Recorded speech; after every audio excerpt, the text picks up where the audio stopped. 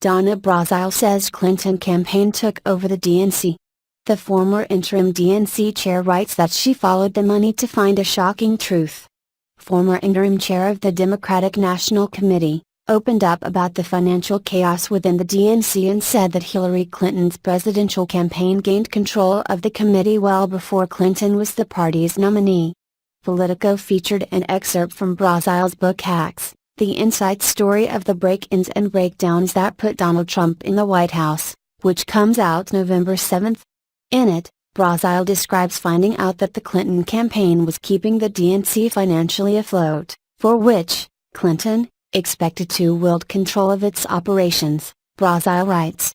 Brazile says she was in the dark about the committee's financial situation when she took over as interim chair. She writes that Representative Debbie Wasserman Schultz, D. Florida, the previous chair, hadn't been very interested in controlling the party. Brazile said Wasserman Schultz had allowed the DNC's spending to get out of control before striking a deal with Clinton's campaign to sustain the DNC, in the words of the Clinton campaign's chief financial officer, Gary Gensler.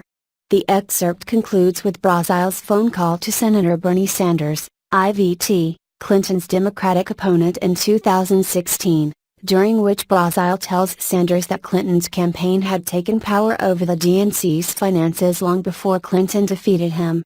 When I hung up the call to Bernie, I started to cry, not out of guilt, but out of anger, Brazile writes. We would go forward. We had to. Brazile has spoken about her displeasure with the DNC before, saying she knew things were amiss when she stepped in as interim chair. Brazile resigned as a CNN contributor in late October 2016 after WikiLeaks released an email showing that she'd received advanced questions before a town hall event and gave them to Clinton's campaign. Brazile later called that move a mistake I will forever regret.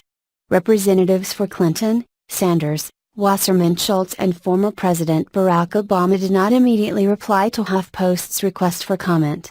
Read Brazile's story at Politico.